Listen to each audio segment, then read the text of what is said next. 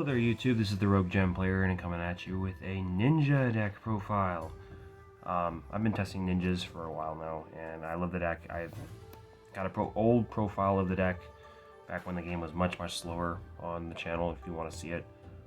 It's not really pretty outdated, but this deck is a lot better nowadays. It's a really good budget deck if you're looking for something like really cool because it can play some things that make Tenpai really hate you. So let's start with the deck. We're going to start with 3 copies of the main card in the entire deck, which is 3 copies of Grandmaster Hanzo. This is basically the card you want to summon every single turn. You want to resolve this effect over and over and over, and there's a lot of plays that allow you to do that. When it's normal summoned, you add in Jitsu Art Spell Trap, basically, and if you special summon this card, win. So keep in mind it does miss timing with the fusion, Maizen. You add a ninja from deck to hand, and it's not once per turn for either of the effects. So you can keep resurrecting the Hanzo and keep adding ninjas, which is really important to keep the combo going. There's actually quite a few combos where you can actually OTK your opponent on really easily. So keep that in mind. For the rest of the ninjas, 3 copies of Tobari. Not only is this your in-themed fusion in-theme poly that you can use on your opponent's turn, it's also one of the few ways where you can bring out the Hanzo out of your hand without using your normal summon, which is important because it instantly adds you a monster off the Hanzo effect. So it's a good discard. The other 3 that we play in this deck is 3 copies of Mitsu, the Insect Ninja. When you control a face-down monster or a ninja, she is an instant extender, and if one of your if a monster effect is activated while you control a face-up monster being targeted, you can flip it face. You can flip that monster, flip the monster face down, and if the monster's flip face down is a ninja, you can negate the effect, which is pretty cool. So allows you to kind of get around things and just all around pretty good. And then playing 2 Kagero, the cannon. You can play one of her. The effect to resurrect a monster is kind of important also. It is a fire for the Promethean Princess if you choose to play it, which I am. So it is a good card that you can discard for whatever effects you need. If you're playing discard outlets, and then you can just keep resurrecting it, getting an extra reborn out of it, which gives you more fodder for link summons. And then for the 1-ofs, we're playing the 1 Baku, which when added to your hand by a card effect, specials itself and then adds in themed card from graveyard to hand, which is important. The 1 Green Ninja, which if you special summon, you can if the monster is special summon, you special summon this, and then if it's sent to graveyard, it either flips the monster face up in attack position or it flips the monster face down, which is important. And then 1 Geo for the hidden for the continuous traps.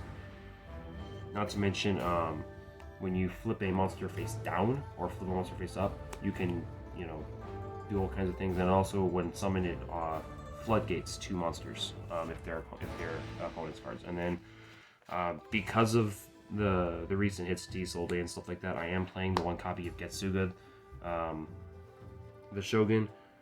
You can cut it. There are some combo strings where you get an extra card by just using this, especially if you opened up Tobari and Hanzo. You can go into this and it gives you an extra body that you can use for extending your plays, since they're already going to try and Valor you. If they're going to Valor you, they're going to Valor the Hanzo because that's the 1 card they have to hit, but it's good. The deck is a lot of 2-3 cards combos, so keep that in mind. For hand traps, 3 Ash, 2 Ghost Ogre, and 2 Ghost Spell. Tenpai, all the various banished stuff, and then this is really good generic hand traps. The deck can play a lot of non-engine because of the way how small the engine is. So I'm playing, and then for the spells, 3 Notebook of Mystery. This is pretty broken. If you can give your if your opponent controls a card, okay, you can set a ninjutsu art, spell trap, or a ninjutsu art and or monster, and then add the other one to your hand.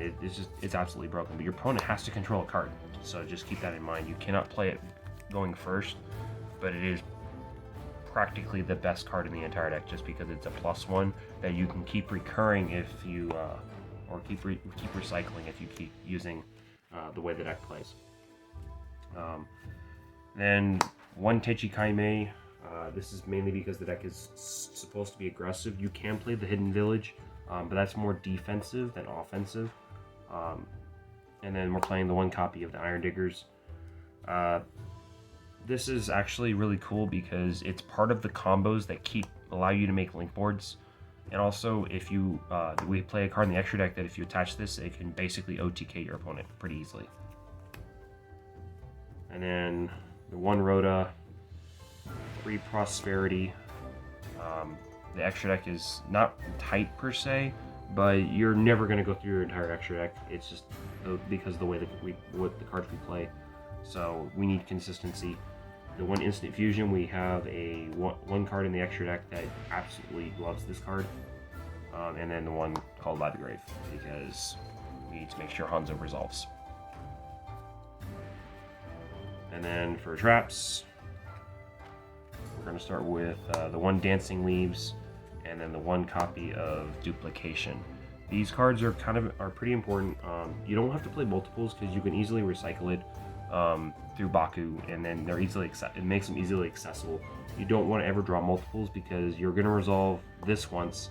You can resolve this multiple times if necessary, but you can always add it back to your hand. There's cards for that, and this only gets you value on the first turn if you actually choose to use it. And then the reason why this deck is actually viable is the Daruma Car Mechanics. This is a very, very broken card because it makes your opponent send the monsters, not by game mechanic, not sending monsters because of the card's effect. It's your opponent doing it, which gets around all kinds of things, and then it gets rid of all the link monsters. So that's pretty cool. And it also helps flip your monsters face down to reuse their effects. And then we're playing 2 copies of Imperm, because why not? For the extra deck, because we're playing Prosperity, there are certain ratios that are in here, but for the most part, you are going to use quite a few of these cards at some point. First, we're going to play 3 copies of Maizen. This is the best card in the entire deck. If you cannot get to this card, you are going to lose the game. And here's why. First of all, it requires basically no setup to summon because it requires any 2 ninjas with different types. In addition to that, if your opponent activates or does anything, you summon a ninja from the deck once per turn. And while this doesn't make Hanzo miss timing because of the way the card works, because this effect will always be chain link 2 or higher, and Hanzo has to be the last thing to happen. So keep that in mind. Also, if you control, face down monsters or ninjas, you can attack directly, and that is very, very important because there's a card that when I get to the link monsters that busts this deck wide open. 3 copies of Yagamaru. This is your control card. This is the card that also can be summoned off of Instant Fusion if you use to run it. Same fusion materials as Maizen. When summoned, you can banish a ninja or ninjutsu art to banish a card. So that's actually really good. It's absolutely broken. Just the ability to just keep making monsters, and then thanks to Tabari, you can summon these on your opponent's turn if you choose to. So you can use the contact fuse effect on your opponent's turn, and that gives you advantage as well. 2 copies of Saizo.